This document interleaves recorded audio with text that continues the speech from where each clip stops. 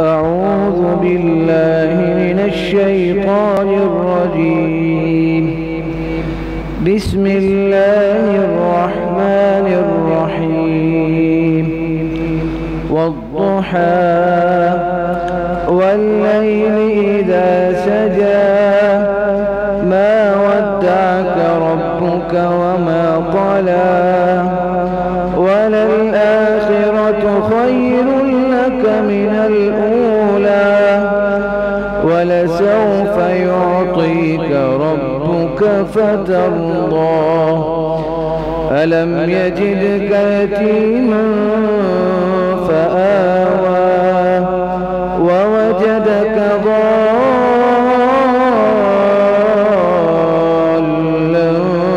فهدى ووجدك عائلا فأغنى فأما اليتيم فلا تقهر وأما السائل فلا تنهر وأما بنعمة ربك فحدث.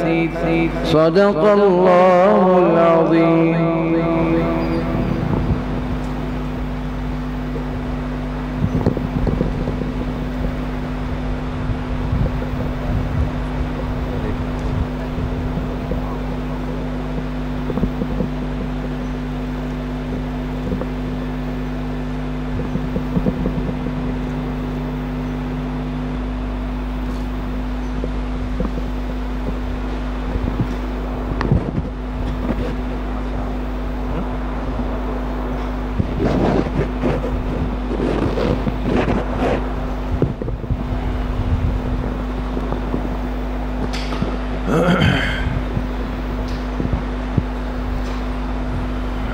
بسم الله الرحمن الرحيم. نحمده ونصلي ونسلم على رسوله الكريم. أما بعد فأعوذ بالله من الشيطان الرجيم. بسم الله الرحمن الرحيم. والذي بعث في الأميين رسولا منهم يتلو عليهم آياته ويزكيهم ويعلمهم الكتاب والحكمة وإن كانوا من قبل لفي ضلال مبين. وقال رسول الله صلى الله عليه وسلم إنما بعثت معلما. صدق الله وصدق رسوله النبي الكريم. اللهم صل على سيدنا ومولانا محمد وعلى آل سيدنا ومولانا محمد وبارك وسلم. اللہ تبارک و تعالیٰ کا بہت بڑا کرم اور احسان ہے کہ ہم سب یہاں پر دین کی بات کی نسبت سے جمع ہوئے ہیں. اللہ پاک آپ سب کے اس آنے کو، اس بیٹھنے کو، سننے اور سنانے کو اپنی بارگاہ عالیہ میں قبول فرمائیں اور ہم سب حاضرین کے ظاہر اور باطن کی اصلاح کا ذریعہ بنائیں. اللہ پاک نے اس امت کے ساتھ یہ مہربانی کا معاملہ فرمایا ہے کہ ہمیں زندگی کے ہر موقع پر، ہر لمحے پر، ہر مقام پر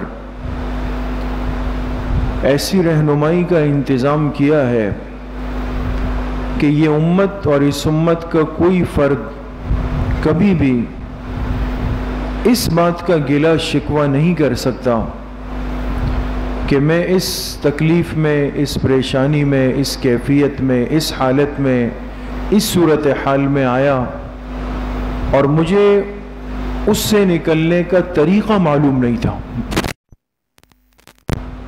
یا میرے پاس اس کا حل موجود نہیں تھا. اس لیے کہ جناب رسول اللہ صلی اللہ علیہ وسلم کی مبارک زندگی، آپ کی پوری حیات مبارکہ، آپ کی سیرت طیبہ، آپ کا اسوہ حسنہ، وہ اس امت کے ایک ایک فرد کے لیے قیامت تک کے لیے نمونہ عمل ہے. اگر کسی شخص کو یہ شکوہ اور گلہ ہے کہ مجھے اس پریشانی سے نکلنے کا حل نہیں آتا، معلوم نہیں تھا، تو اس کا سبب خود اس کی اپنی نالائقی ہے۔ آج ہم نے اپنے آپ کو محبوب کائنات جناب رسول اللہ صلی اللہ علیہ وسلم کی مبارک اور پاکیزہ زندگی سے بالکل بے خبر رکھا ہوا ہے، ظاہر پرستی کی زندگی میں آ گئے، ظاہر کی چیزوں میں امت کو لگا کر حضور کی مبارک زندگی کی حقیقت سے دور کر دیا گیا۔ اس لیے آج ہمیں اس بات کا علم ہی نہیں کہ آپ علیہ الصلاۃ والسلام کا بچپن کیسا تھا، آپ کی تربیت کہاں ہوئی، آپ کے معلم کون ہیں، اور آپ جب کتنی عمر کے تھے کہ ماں باپ جدا ہوئے، کس نے آپ کی پرورش کی، لڑکپن کیسے گزرا، جوانی کیسے گزری، مکے کے حالات کیا تھے، مدنی زندگی کیا تھی، یہ پورا ایک جس کو کہا جائے ضابطۂ حیات ہے۔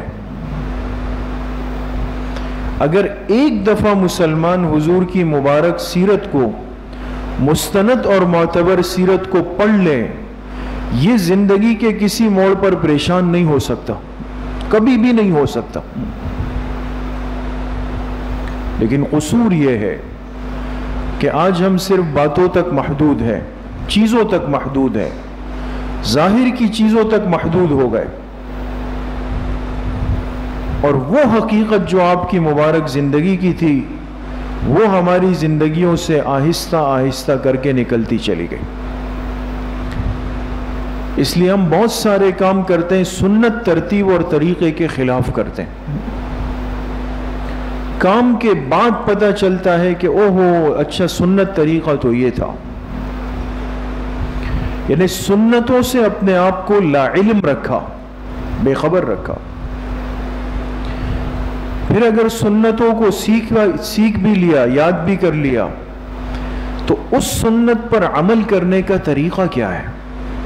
یہ الگ زندگی ہے دوستو۔ بعض دفعہ انسان ظاہر کی سنت کو یاد کر لیتا ہے کہ بھئی اس موقع کی سنت یہ ہے، لیکن اس سنت پر پھر عمل کرنا کیسا ہے، حالات کے تقاضوں سے احکامات میں تبدیلی آ جاتی ہے، وہی سنت دوسری سنت کے اندر تبدیل ہو جاتی ہے، لیکن انسان کو اس کا علم نہیں ہوتا ہے۔ سمجھ گئے؟ ایک ہمارے بزرگوں نے لکھا کہ ایک شخص نے دعوت کی، اب دعوت کے اندر اس نے انتظام کس چیز کا کیا؟ بھئی کرسی پر بیٹھنے کا، کرسی پر بیٹھ کے، جیسے آج کل عام معمول ہے، لیکن آپ میں سے ہر ساتھی، ہر طالب علم واقف ہے کہ افضل سنت کھانے کی ترتیب کی کیا ہے کہ انسان زمین پہ بیٹھ کے کھائے، دسترخوان پہ بیٹھ کے کھائے، یہ سنت ہے۔ اب یہ سنت بہت سارے لوگوں کو، عام لوگوں کو بھی یاد ہوتی، معلوم ہوتی، تو اس تقریب کا انتظام کیا تھا؟ ٹیبل کرسی پر کھانے کا تھا، جو شرعاً جائز ہے، ممنوع بھی نہیں، مکروہ بھی نہیں، مباح ہے۔ تو ایک شخص آیا اور اس نے آنے کے بعد کہا کہ جی میں تو زمین پہ بیٹھ کے کھاؤں گا، زمین پہ بیٹھوں، میرے لیے فرشی نشست کا انتظام کیا جائے انفرادی طور پہ۔ یہ ایک ایسا موقع ہوتا ہے کہ جہاں پہ میزبان بیچارے ہر چیز کے لیے ذہنی طور پہ تیار ہوتے ہیں، ان سے جو کہا جائے وہ مجبور ہوتے ہیں بیچارے کہ آج ہماری تقریب ہے، عزت کا سوال ہے، کسی نے الٹا سیدھا کر لیا تو کل کیا منہ دکھائیں گے۔ اس لیے ہمیشہ کسی دوسرے کی تقریب میں ایسا عمل نہیں کرنا چاہیے کہ اس کی عزت کو آپ داؤں پہ لگا کر اپنے جذبات کو پورا کر لیں، یہ تو زندگی ہے۔ اب اس شخص نے آ کے ضد کی کہ جی میں نیچے زمین پر بیٹھوں گا، علماء بھی تھے، وہ جا کے ٹیبل کرسیوں پر بیٹھ گئے، اس شخص نے کہا میں نیچے بیٹھوں، میزبان نے مجبور ہو کر اس کے لیے درمیان میں ایک چادر بچھا دی. اب پورا مجمع جو ہے وہ بیٹھا ہوا ہے اور یہ آدمی نیچے اکیلے چادر پہ بیٹھ گیا. تو ہونا وہی تھا جو اس کا نتیجہ تھا. اب وہ طبقہ جو ذہنی طور پر دین سے واقف نہیں ہے، بے خبر نہیں ہے، سنت طریقوں سے لا علم ہے، انہوں نے جب دیکھا کہ بھئی ایک آدمی مجلس کے بیچ میں نیچے بیٹھا ہے، سب اوپر بیٹھے ہیں، تو انہوں نے باتیں شروع کی کہ دیکھیں ان لوگوں کو اتنی تمیز نہیں ہے، سمجھ نہیں ہے کہ مجلس کی حیت کو خراب کر دیا، ترتیب کو خراب کر دیا، ماحول کو خراب کر دیا. تو جو علماء آئے تھے ان میں سے ایک عالم فرمانے لگے کہ یہ فرق ہوتا ہے سنت کو سیکھ لینے کا اور سیکھنے کے بعد اس پر عمل کی ترتیب کو سمجھنے کا. اب یہ آدمی اپنی سوچ کے مطابق کیا کر رہا ہے کہ میں سنت پہ عمل کر رہا ہوں، حالانکہ اس نے ایک مباح طریقے کو چھوڑا، اپنی ضد پوری کی.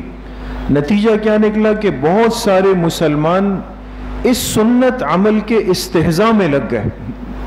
یہ ذریعہ بنا نا، یہ آدمی نیچے تو بیٹھ گیا لیکن بہت سارے لوگوں نے اس نیچے بیٹھنے کا مذاق اڑایا. حضور کی سنت کا مذاق اڑا اور سبب یہ بنا ان سب کا ایمان اس کی وجہ سے خطرے میں پڑ گیا. یہ چیزیں سیکھنے کی ہے دوستو آج. اب ہمارا مسئلہ یہ کہ یا تو اپنے آپ کو سنتوں سے ہی بے خبر رکھا، یا اگر اس سے باخبر کر دیا تو اتنا جذباتی باخبر ہوئے کہ پھر اس صورت میں یہ بھی فرق نہیں کر سکتے کہ کہاں پر ایک سنت دوسری سنت کی طرف منتقل ہو جاتی. اس لیے حکیم الامت حضرت مولانا اشرف علی تھانوی رحمۃ اللہ علیہ نے فرمایا کہ اگر دعوت میں میزبان فرشی نشست کا انتظام نہ کرے بلکہ کرسی میز کا انتظام کر لے تو لوگ اس کی اتباع کر لے. کیوں؟ اس لیے کہ میں اگر ضد کروں گا تو میزبان کو تکلیف کے اندر ڈالوں گا اور تکلیف میں ڈالنا حرام ہے. ایک سنت کی وجہ سے حرام کا ارتکاب کیسے ہو جائے؟ کچھ سمجھ میں آتی ہے؟ یہ بڑی اہم باتیں ہیں. تو آج حضور علیہ السلام کی حیات طیبہ سے بے خبری ہے، سیرت سے ہم بے خبر ہیں. اور میں شاید عام طبقے کی بات نہ کروں، اپنے جیسے طلبہ کی. ہم سب چونکہ یہاں طلبہ ہے، کچھ ہمارے بزرگ ہیں، لیکن ہم ایک طالب علم اور دین کے طالب علم اور علوم نبوت کے طالب علم ہونے کے باوجود اس چیز کو آج اہمیت نہیں دیتے. ہمارے پاس اپنے آقا دو جہاں محبوب کبریا سرکار دو عالم صلی اللہ علیہ وسلم کی مبارک زندگی کی ترتیب نہیں ہے دوست. وہ چند باتیں جو ہم نے سن لی اساتذہ سے، بڑوں سے، بیانات میں، تبلیغ میں، بس وہ چند باتیں زندگی میں آ گئی. ایک مسلمان کو پھر خاص طور پہ وہ مسلمان جو طالب علم ہو، جو دین کا طالب علم ہو، اس کو کم از کم آپ علیہ السلام کی مبارک زندگی کو ایک دفعہ بالاستیعاب پورا پڑھنا چاہیے. آج ربیع الاول کا مہینہ چل رہا ہے اور چونکہ اس مہینے کو نسبت ہے حضور علیہ السلام سے، آپ کی دنیا میں تشریف آوری بھی اسی مہینے میں ہوئی، آپ کی دنیا سے روانگی بھی اسی مہینے میں ہوئی. اس وجہ سے امت کے ماحول میں، معمولات میں ایک فرق محسوس ہوتا ہے، نظر آتا ہے. آپ بھی دیکھ رہے ہیں، ہم بھی دیکھ رہے ہیں. ہر مسلمان اپنی اپنی سوچ، اپنی اپنی ترتیب، اپنے اپنے ذہن کے مطابق حضور سے محبت کا اظہار کرتا ہے. کسی کی نیت پر نعوذ باللہ ہم شک نہیں کر سکتے، بدگمانی انسان کو نہیں کرنی چاہیے. جو بھی عمل یہ مسلمان کر رہا ہے یہی سوچ کے کر رہا ہے کہ یہ میں اپنے آقا سے، اپنے پیغمبر سے محبت کا اظہار کر رہا ہوں. اب فرق یہ ہے کہ انسان عام طور پر اپنے مقتدی سے، اپنے علماء سے، اپنے پیشوا سے سیکھ کر چلتا ہے. اب آپ جو بیٹھے ہیں، آپ ساتھی بیٹھے ہیں، آپ جو اپنے اساتذہ سے، اپنے مسجد کے امام سے سیکھیں گے آپ اس پہ عمل کریں گے، وہ حضرات اپنے علماء سے جو سیکھیں گے وہ اس پہ عمل کریں گے۔ سمجھ میں آتی ہے بات؟ یہ نقطے کی بات سمجھے۔ آج عامت الناس تو علماء کے پیچھے چلنے کے پابند ہیں، لہذا ممبر ان کی جو رہنمائی کرے گا وہ اسی کی طرف چلیں گے۔ اب اگر ایک شخص اپنے امام، اپنے عالم کی اقتداء کرے اور وہ اس سے کہے کہ اس مہینے میں حضور سے محبت کا طریقہ یہی ہے کہ آپ کو یہ کرنا پڑے گا، تو مقصد یہ کہ وہ اپنے عالم کی بات مان کے چل رہا ہے۔ سمجھ گئے؟ آپ کو کہا گیا کہ بھئی حضور سے محبت کا طریقہ ہمارے اکابر نے، بڑوں نے، بزرگوں نے وہ یہ سکھایا کہ محبت کا اصل معیار اطاعت ہے، اتباع ہے، سنتوں کو زندہ کرنا ہے، اپنی زندگی کو حضور کی زندگی کے مطابق بنانا ہے۔ آپ کی سمجھ میں بات آ گئی؟ آپ اپنے امام، اپنے عالم کی بات مان کے چل رہے ہیں، سمجھ؟ تو بوجھ نہ آپ پر ہے نہ اس مجمع پر ہے، بوجھ یا تو اس ممبر پہ آئے گا یا اس ممبر پہ آئے گا، اگر بات کو گہرائی تک سمجھیں تو۔ اس لیے کہ الامام ضامن، حدیث پاک میں فرمایا، امت کا امام ضامن بن جاتا ہے، وہ ذمہ دار ہوتا ہے، اس نے اپنے ممبر پہ بیٹھ کر جو رہنمائی کی، جو اقتداء بنا، جو بات بتائی اور امت اس کو مان کر چلی ہے، تو یہ اس کا ضامن اور ذمہ دار ہے، اس کو قیامت کے دن اللہ کے سامنے پیش ہونا ہے۔ اس لیے کسی کے بارے میں بدگمانی مت کریں، ہر ایک اپنے بڑے کی ترتیب پہ چل رہا ہے، لیکن میں اور آپ کم از کم اپنی کمزوریوں کی اصلاح تو کریں۔ اور آج کی اس مجلس میں بس اصل مجھے درخواست آپ حضرات سے، طلبہ سے خاص طور پہ اور باقی ساتھیوں سے کرنی یہ ہے کہ یہ ایک بڑی دوری پیدا ہو گئی ہے ہماری زندگیوں میں، ہمارے پاس سیرت طیبہ کا علم نہیں ہے دوستو، جو ہونا چاہیے وہ علم ہمارے پاس اس درجے کا نہیں ہے، نہ ہمارے بچوں کے پاس ہے، نہ نوجوانوں کے پاس ہے، نہ بڑوں کے پاس ہے۔ سرسری اور سطحی سی باتیں جمعے کے بیانات میں آخر کے 4-5 منٹ جب باقی ہوتے ہیں، ہمارا مجمع اسی وقت جا کے پہنچتا ہے، وہ چند باتیں جو پہنچ گئی بس وہی معلوم ہو گئی۔ یہ کمزوری آج ختم کرنے کی نیت کریں دوستو۔ اس ربیع الاول کی نسبت سے ہر ساتھی نیت کرے کہ حضور علیہ السلام کی کوئی نہ کوئی سیرت طیبہ پر ایک مستند کتاب کو شروع سے لے کر آخر تک ضرور مطالعہ کریں گے انشاءاللہ۔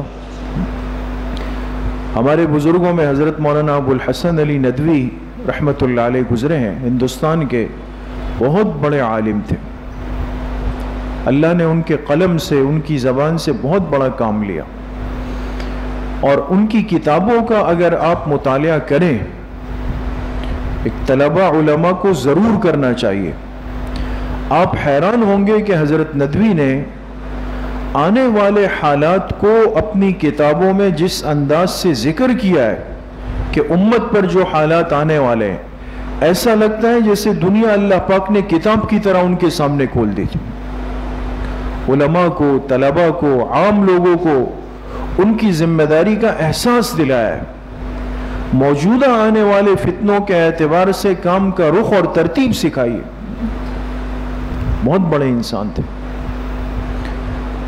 تو حضرت نے اپنے حالات میں لکھا ہے، اپنے بچپن کے حالات، فرمایا مجھے بچپن سے کتابوں کے مطالعے کا بہت زیادہ شوق تھا، تو مجھے پتہ چلا کہ ہندوستان میں سیرت پر کتاب چھپی ہے، اور مشہور کتاب ہے، آج کل تو عام ملتی ہے، رحمت للعالمین کے نام سے، کتاب کا نام یہی ہے، رحمت للعالمین، اور اس کتاب کے مصنف ہے قاضی محمد سلیمان منصور پوری رحمت اللہ علیہ، اور کمال کی کتاب لکھی ہے دوستو۔ آپ کو اگر کسی کو اتفاق ہوا ہو، انسان جب اٹھاتا ہے تو رکھنے کو دل نہیں کرتا، کمال کر گئے ہیں اپنے موضوع پر، اتنا ادب اور عشق اور محبت کے ساتھ لکھی۔ تو حضرت ندوی فرماتے ہیں کہ مجھے پتہ چلا، میں بچہ تھا لکھنؤ میں، کہ دہلی میں سیرت پر کتاب چھپی ہے رحمت للعالمین، اور اس کی قیمت اتنی،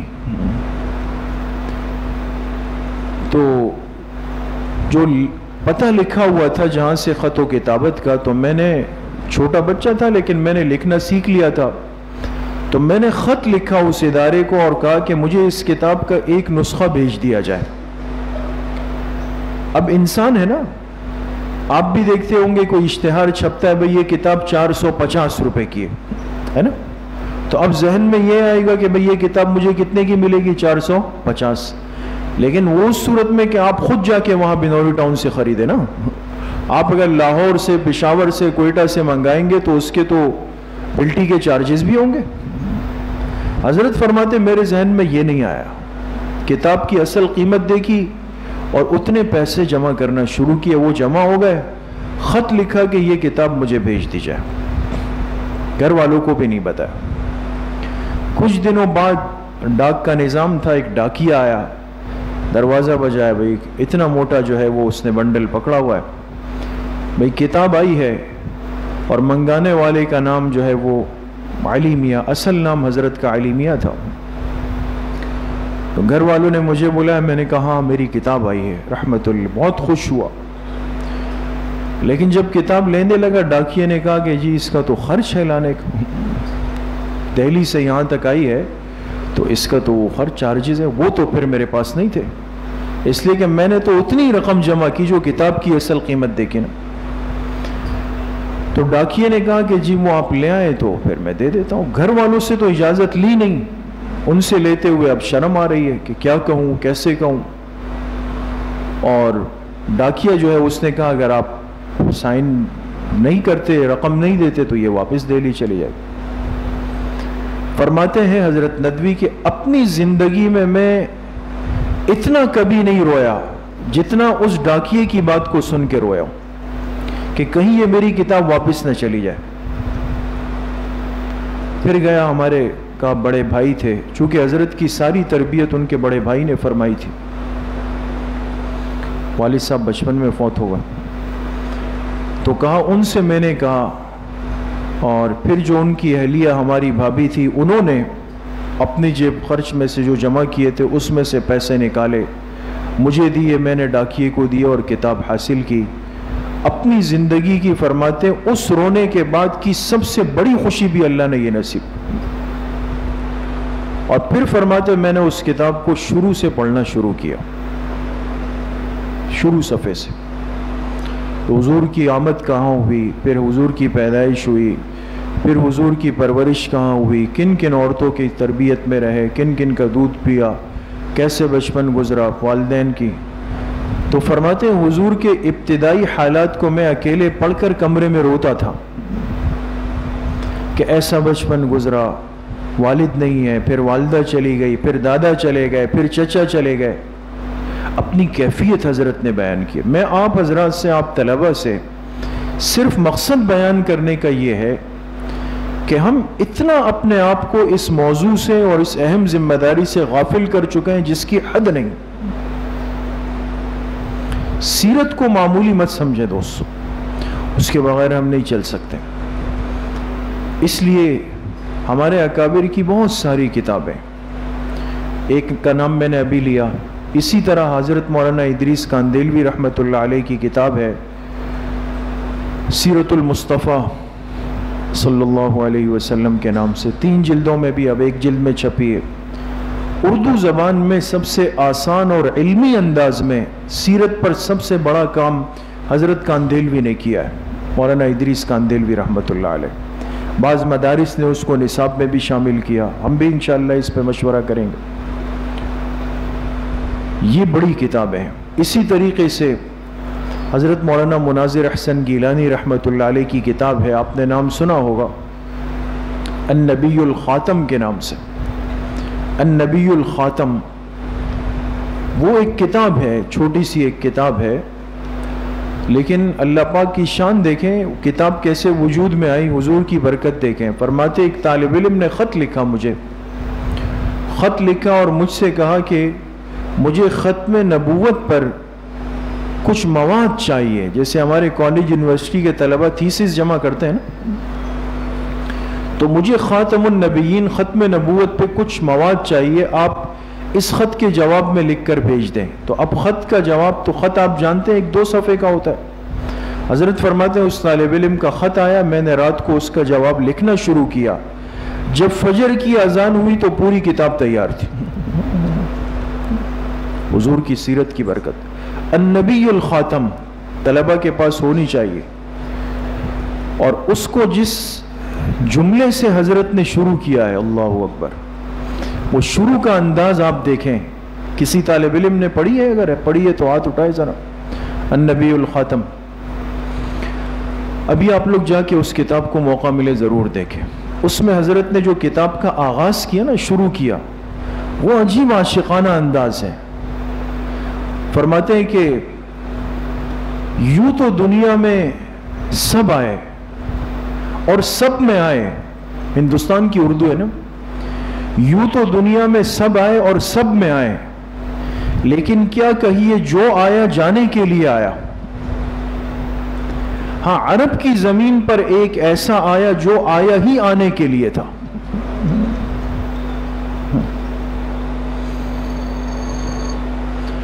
جو آیا ہی آنے کے لیے تھا۔ اور آگے بہرحال بڑے عجیب و غریب محبت کے الفاظ انہوں نے استعمال فرمائے ہیں۔ وقت چونکہ مغرب میں بہت کم رہ جاتا ہے، تو خلاصہ کلام یہ ہے کہ ان کتابوں کا ضرور مطالعہ کریں۔ اسی طرح سید سلیمان ندوی رحمۃ اللہ علیہ کی کتاب ہے خطبات مدراس، اس میں چھوٹے چھوٹے خطبے ہیں، بہت علمی انداز میں ہیں۔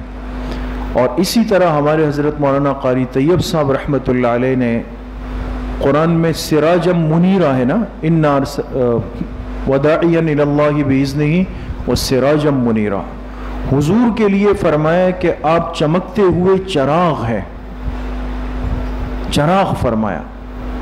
اب دیکھیں، دنیا میں انسان جب روشنی کی مثال دیتا ہے تو ستاروں کی بات کرتا ہے، چاند کی بات کرتا ہے، تو جب آقا کا ذکر آیا تو ہونا کیا چاہیے کہ کس کا تذکرہ ہوتا؟ سورج کا، سورج کا۔ لیکن اللہ نے فرمایا سراجم منیرہ، اور راجح قول مفسرین کا یہ کہ یہاں مراد اس سے چراغ ہے۔ چراغ تو بہت چھوٹی سی چیز ہے نا، معمولی۔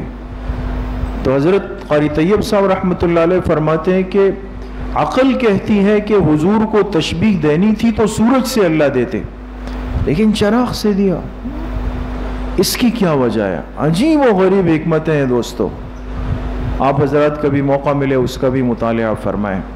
بس ایک آخری بات کر کے ختم کرتا ہوں۔ حضرت نے یہاں ایک نقطہ لکھا سراج منیرہ پہ، فرمایا اللہ نے اپنے آخری پیغمبر اور اپنے محبوب کو سورج نہیں فرمایا، چراغ فرمایا۔ اس کی ایک بڑی وجہ یہ ہے کہ سورج کی روشنی سب سے زیادہ ہے، لیکن اس کے باوجود بھی سورج اپنے جیسا دوسرا نہیں بنا سکا۔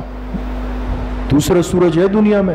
نہیں، سب اس سے روشنی پاتے ہیں لیکن سورج ایک ہے۔ لیکن چراغ میں کمال یہ ہے کہ ایک چراغ سے ہزاروں چراغ چلتے چلے جاتے۔ اللہ نے اپنے آخری پیغمبر کو ایسا بنایا کہ آپ نے لاکھوں لوگوں پر محنت کر کے ان کو تیار فرمایا ہے۔ اللہ پاک مجھے بھی آپ سب کو صحیح عمل کی توفیق نصیب فرمائے، حضور کی سیرت طیبہ پر عمل کی توفیق نصیب فرمائے۔ وآخر دعوانا ان الحمدللہ رب العالمین۔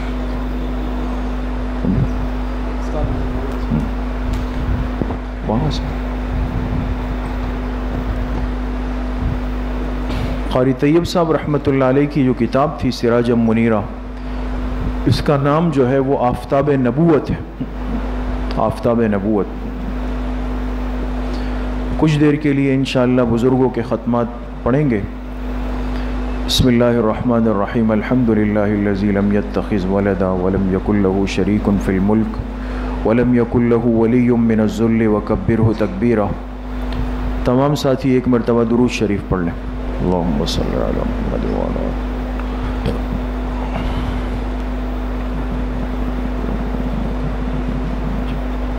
ایک مرتبہ سورہ فاتحہ پڑھ لیں. بسم اللہ الرحمن الرحیم الحمد للہ رب العالمین الرحمن الرحیم مالک یوم الدین.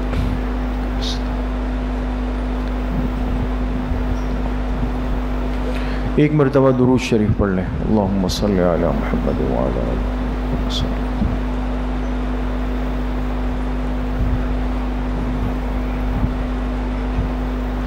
ایک مرتبہ سورہ علم نشرح پڑھ لیں. بسم اللہ الرحمن الرحیم علم نشرح لک صدرک ووضعنا عنک وزرک الذی انقض ظہرک ورفعنا لک ذکرک فإن مع العسر یسرا ان مع العسر یسرا فإذا فرغت فانصب إلی ربک فارغب. ایک مرتبہ سورہ اخلاص پڑھ لیں. بسم اللہ الرحمن الرحیم قل هو اللہ احد اللہ الصمد. ایک مرتبہ سورہ فاتحہ پڑھ لیں. بسم اللہ الرحمن الرحیم الحمد للہ رب العالمین الرحمن الرحیم مالک یوم الدین.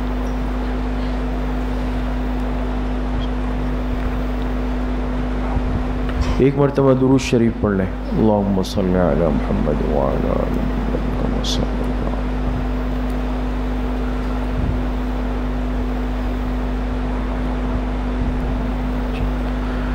سات مرتبہ پڑھے. اللہم یا قاضی الحاجات اللہم یا قاضی الحاجات.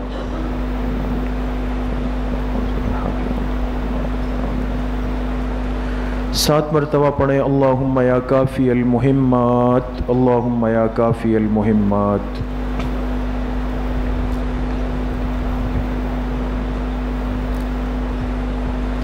سات مرتبہ پڑھے. اللہم یا دافع البلیات اللہم یا دافع البلیات.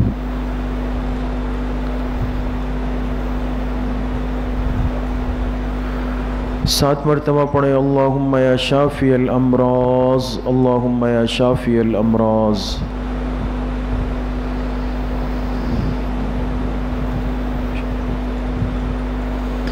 سات مرتبہ پڑھے. اللہم یا رفیع الدرجات اللہم یا رفیع الدرجات.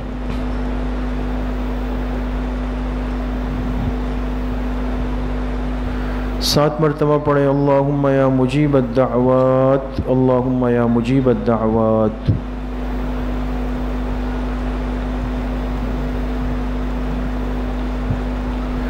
سات مرتبہ پڑھے. اللہم یا ارحم الراحمین اللہم یا ارحم الراحمین.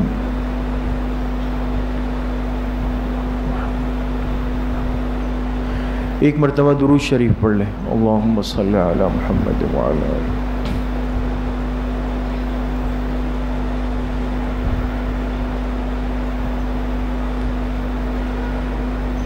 تین مرتبہ پڑھے. حسبنا اللہ ونعم الوکیل حسبنا اللہ ونعم الوکیل.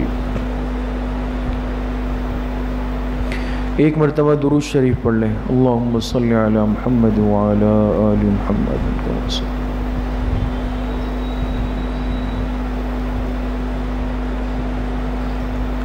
تین مرتبہ پڑھے. یا خفی اللطف ادرکنی بلطفک الخفی یا خفی اللطف ادرکنی بلطفک الخفی. ایک مرتبہ درود شریف پڑھ لیں. اللہم صلی علی محمد وعلی آل محمد کما صلیت علی.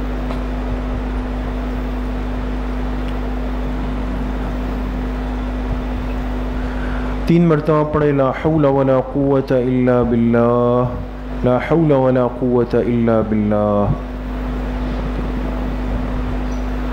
ایک مرتبہ درود شریف پڑھ لیں. اللہم صلی علی محمد وعلی آل محمد کما صلیت علی ابراہیم.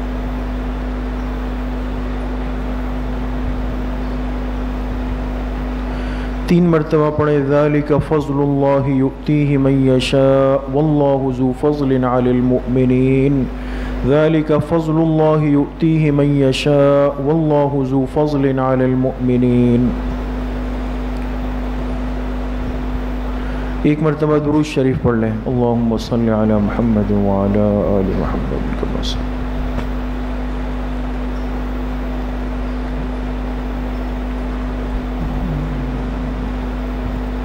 تین مرتبہ پڑھیں. یا لطیفا بخلقہ یا علیما بخلقہ یا خبیرا بخلقہ الطف بنا یا لطیف یا علیم یا خبیر یا لطیفا بخلقہ یا علیما بخلقہ یا خبیرا بخلقہ الطف بنا یا لطیف یا علیم یا خبیر۔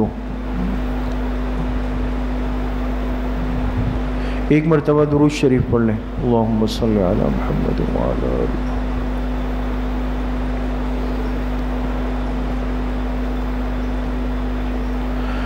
تین مرتبہ پڑھیں، انا للہ و انا الیہ راجعون، انا للہ و انا الیہ راجعون۔ ایک مرتبہ درود شریف پڑھ لیں، اللہم صلی علی محمد وعلی آلہ۔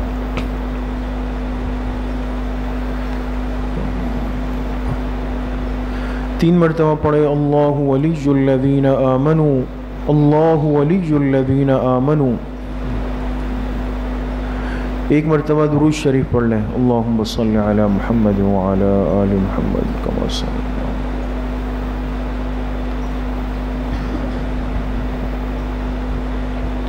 تین مرتبہ پڑھیں، واللہ ولی المؤمنین، واللہ ولی المؤمنین۔ ایک مرتبہ درود شریف پڑھ لیں، اللہم صلی علی محمد وعلی آل محمد۔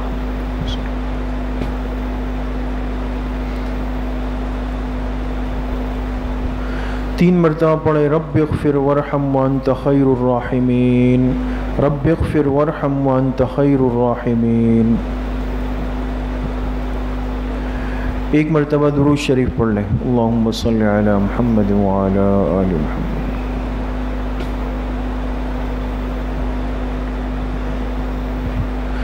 تین مرتبہ پڑھیں، یا لطیف یا خبیر یا ودود یا شکور، یا لطیف یا خبیر یا ودود یا شکور۔ ایک مرتبہ درود شریف پڑھ لیں، اللہم صلی علی محمد وعلی آل محمد کما صلیت علی۔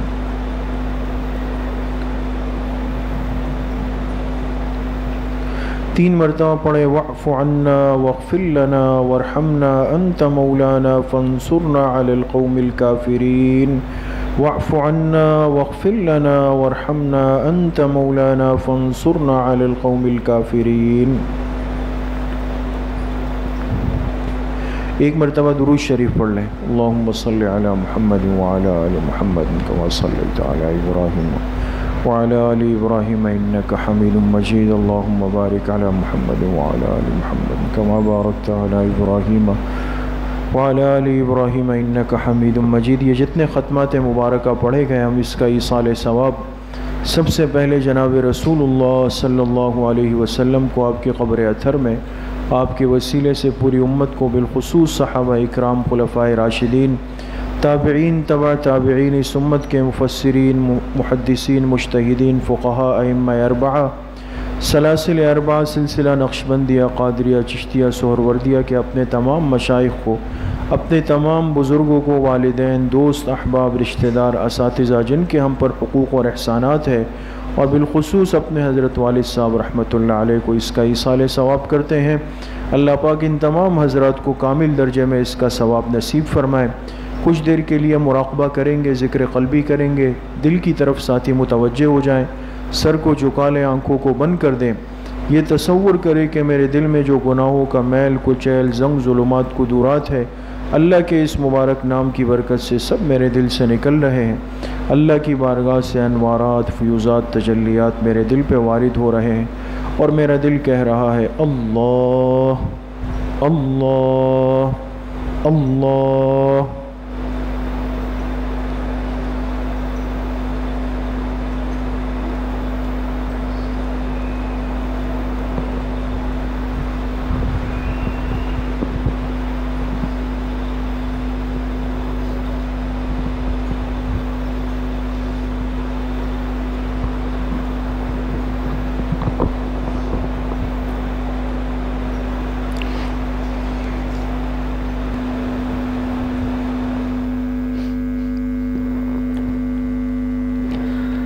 اپنے کسی عمل بے سہارا ہی نہیں ہے، اپنے کسی عمل بے سہارا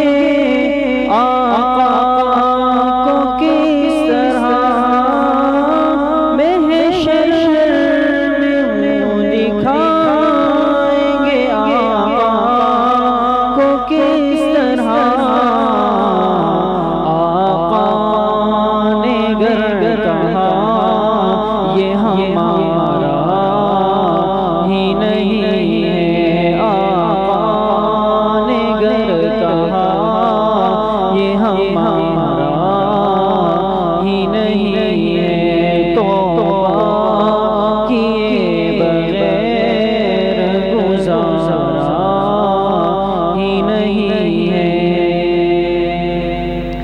ہر زاویے سے دیکھا جہاں تک نظر گئی، ہر زاویے سے دیکھا جہاں تک نظر گئی، رحمت کا اس کی کوئی کنارہ ہی نہیں ہے، رحمت کا اس کی کوئی کنارہ ہی نہیں ہے، توبہ کیے بغیر گزارا ہی نہیں ہے۔ ایسا ہے کون عالم فانی میں فقیر، ایسا ہے کون عالم فانی میں فقیر، جو زندگی کے کھیل میں ہارا ہی نہیں ہے، جو زندگی کے کھیل میں ہارا ہی نہیں ہے، اپنے کسی عمل پہ سہارا ہی نہیں ہے، توبہ کیے بغیر گزارا ہی نہیں ہے، توبہ کیے بغیر گزارا ہی نہیں ہے۔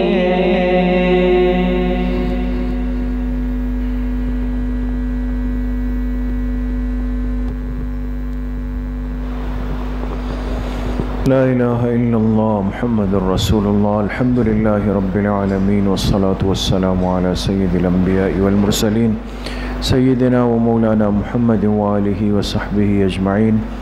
یا اللہ ہماری اس مجلس کو، اس بیٹھنے کو، مختصر سے وقت کو اپنی بارگاہ عالیہ میں قبول فرما دے۔ یا اللہ ہم سب کے ظاہر اور باطن کی اصلاح کا ذریعہ بنا دے۔ ذکر کی برکات ہم سب حاضرین مجلس کو پوری زندگی یا اللہ نصیب فرما دے۔ اتباع سنت میں یا اللہ زندگی کے دن رات شب و روز گزارنے کی توفیق نصیب فرما دے۔ حضور کی صحیح اور سچی محبت یا اللہ نصیب فرما دے۔ قیامت کے دن یا اللہ حضور علیہ السلام کی شفاعت ہمیں نصیب فرما دے، بے فضل کا معاملہ فرما دے، سب کو خاتمہ بالایمان و بالخیر نصیب فرما دے۔ ہماری دعاؤں کو اپنے فضل و کرم سے، فضل و رحمت سے اپنی بارگاہ میں قبول اور منظور فرما دے۔ صلی اللہ وسلم علی نبینا محمد وآلہ وصحبہ اجمعین برحمتہ۔ السلام علیکم۔